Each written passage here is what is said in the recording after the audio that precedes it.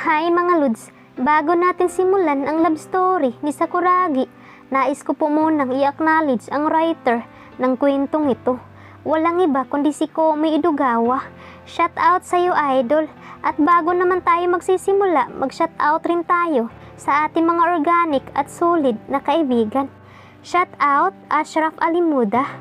Shout out The Demon King. Shout out Jimison Tabudlo. Shout out Ronnie Nafuente. Shout out James Tuazon. Shout out Slamdang TV. Shout out Jesus Cabusao. Shout out John Daniel Enriquez. Shout out Jo Marie Ramos. And shout out Alimudi Asi. Shout out Jairan Kulipapa. And shout out Noel Natividad. At ito na mga Lods, itutuloy na natin ang love story ni Sakuragi.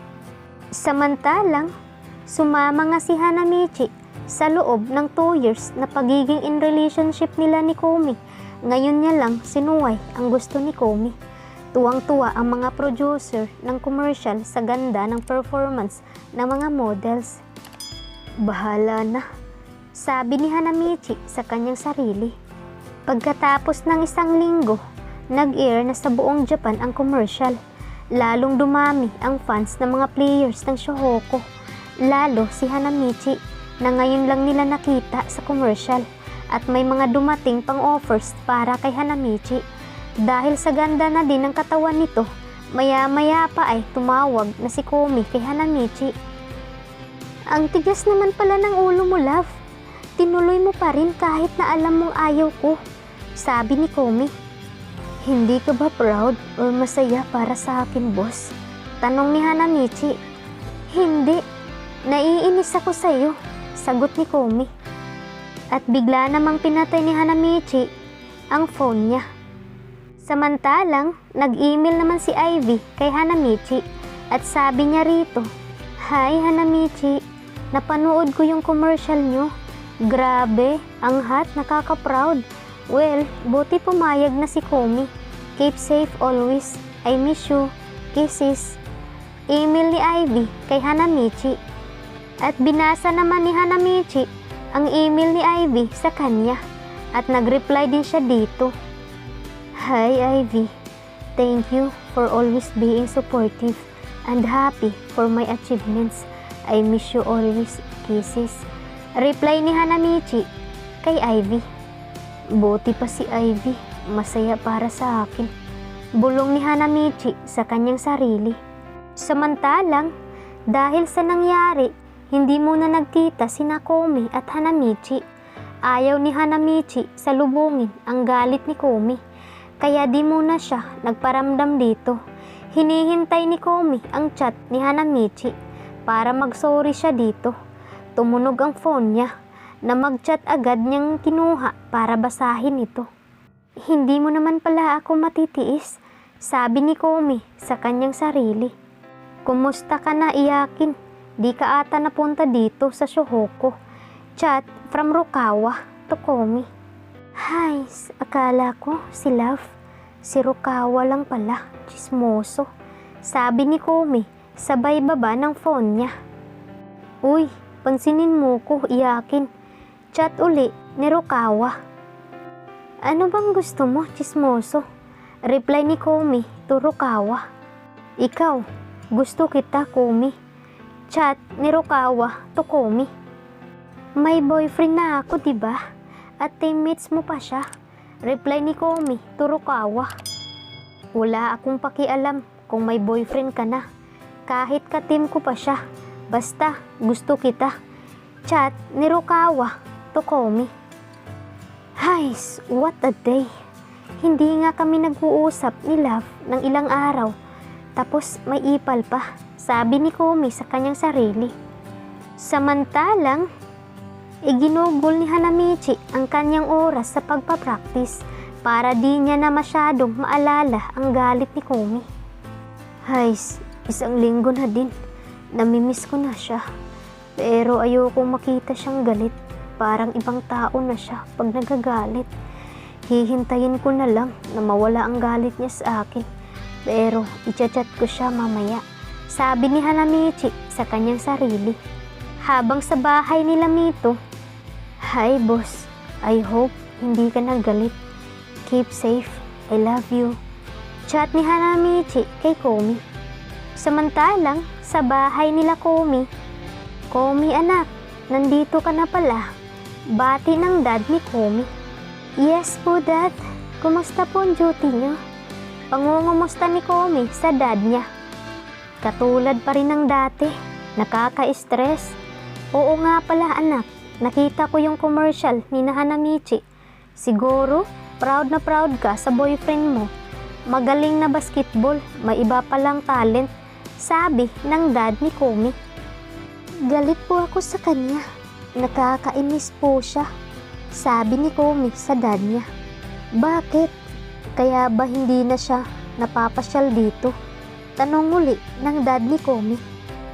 1 week na po kaming di nag-uusap at hindi nagkikita, sabi ni Komi sa dad niya.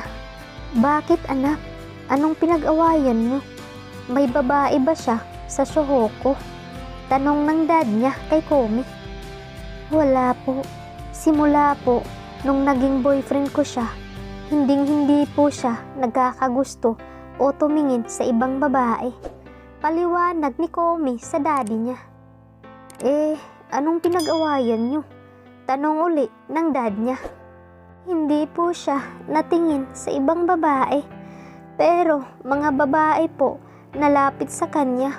Ang dami din pong offer sa kanya ng mga commercial, pero tinanggihan niya dahil ayaw ko.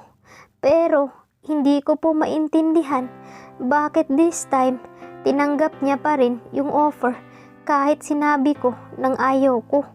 Kwento ni Komi sa daddy niya.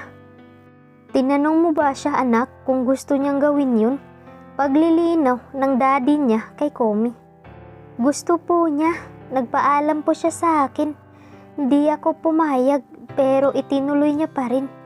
Naiinis na sabi ni Komi. Ano bang ikinatatakot mo anak? Bakit ayaw mo siyang payagan? Tanong ng dad niya. Baka po, lalong dumami ang tagahanga niya. Yung mga babaeng lumalapit pag may game sila. Sagot ni Komi. Yun lang ba? Wala ka bang tiwala sa kanya? Anak, hindi maganda na pinipigilan natin ang taong mahal natin sa mga bagay na gusto niyang gawin. Lalo't ikakaunlad niya ito. Hindi magandang gawing makasarili tayo. Lalo't lahat ginagawa niya para sa'yo. Komi, hindi papit si Hanamichi para ikontrol mo sa kung anong gusto mo. Mabuting tao siya anak.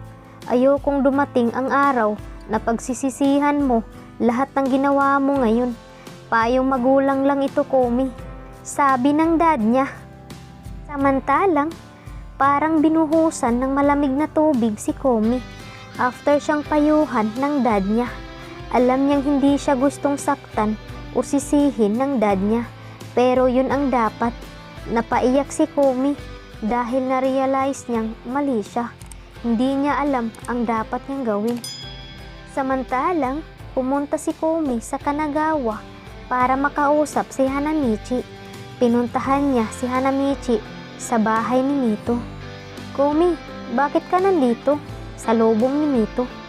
Mito, nandyan ba si Love? Tanong ni Komi. Oo, nasa kwarto niya. Pasok ka na lang. Aalis kasi ako, sabi ni Mito. Sige, thank you Mito, sabi ni Komi at pumasok na siya. Pumasok siya sa room ni Hanamichi, pero nasa banyo si Hanamichi, naliligo. Nakita ni Komi na naka-open ang laptop ni Hanamichi. Naka-open sa email niya. Nakita at nabasa niya lahat ng convo nila ni Hanamichi at Ivy. Binasa ni Komi ang mga emails ni Ivy at Hanamichi habang tumutulo ang kanyang mga luha. Si Ate Ivy, kahit malayo siya, masaya siya sa lahat ng achievements ni Love. Suportado niya si Love sa lahat ng nagpapasaya dito. At masaya siya sa relationship namin ni Love. Lahat ng dapat ako ang gumagawa bilang girlfriend ni Love si Ate Ivy ang gumagawa. Kasi naging makasarili ako. Sabi ni Kumi sa sarili habang umiiyak at umaalis siya sa bahay ni Mito nang hindi nagpakita kay Hanamichi. Samantalang umuwi si Kumi sa bahay nila na pinagsisihan lahat ng ginawa niya kay Hanamichi. At dito na nga mga lods, nagtatapos ang chapter 27. Aabangan natin ang next chapter. Magiging magkaayos pa kaya si Komi at Hanamichi? Ano kaya ang magiging reaksyon ni Hanamichi ngayon na alam na ni Komi na nag-i-email sa kanya si Ivy? Kaya abangan natin mga lods sa next upload. At pakisuportahan naman nito mga lods si Anime Viral PH para naman makatulong tayo sa kanya. Maraming salamat mga idol. At sa uulitin, kung bago ka pa lang sa aking channel, huwag mo naman kalimutang mag-subscribe, like at comment para ma-shoutout natin sa next upload. At maraming salamat sa suporta nyo. God bless.